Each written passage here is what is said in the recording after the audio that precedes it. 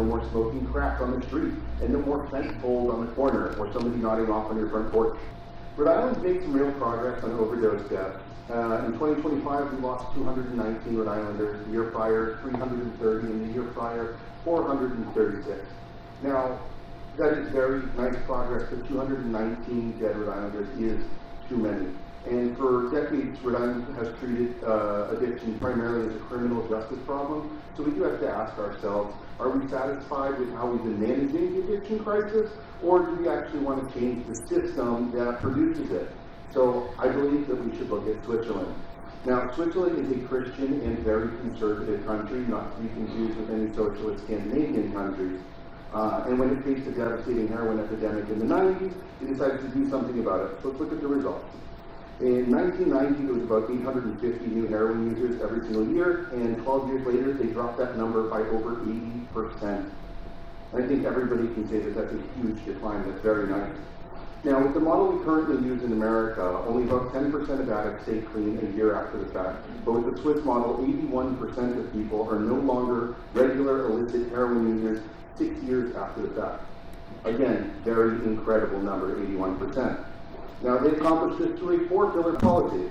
First one is prevention. So prevent addiction before it begins through education, mental health intervention, early detection, outreach, and providing housing.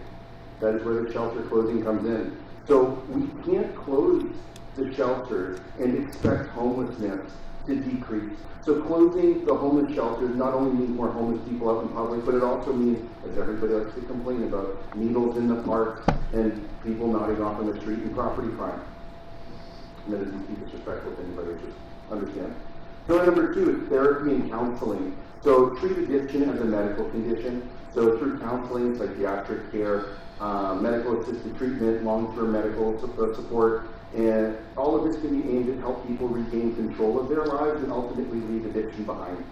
And the third pillar is harm reduction. The principle is simple: a dead person cannot recover. So if somebody can't stop using drugs today, you keep them alive, reduce the risk, keep them within the treatment process, and then recovery is possible tomorrow.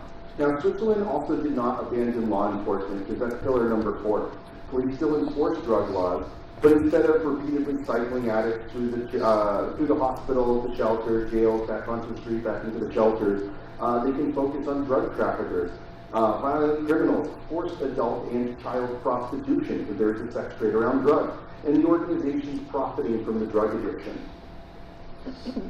Then, of course, there's one part of the Swiss approach that gets a lot of attention that isn't very popular, but it's important that we all recognize that there are some people who will never kick drug addiction, and for the people who repeatedly fail conventional treatment, the facility does provide medically supervised pharmaceutical heroin. Sounds radical until you understand the purpose.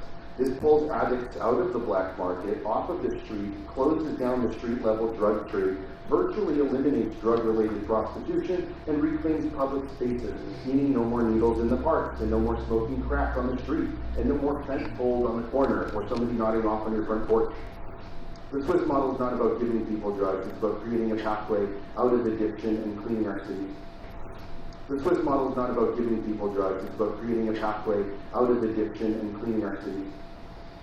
I hope I have like 10 seconds left, but. So I implore the mayor, as well as the city council, please keep our shelters open, keep an open mind on how we can better treat drug addiction in our cities, and keep an open mind on how you can better serve your constituents who unfortunately have fallen on hard times. I also encourage each one of you to reach out to your state council, your state senate, and your state representatives and ask for some emergency funding or see whatever way that they could assist, because this is very important to everybody who lives here. Thank you. Thank you.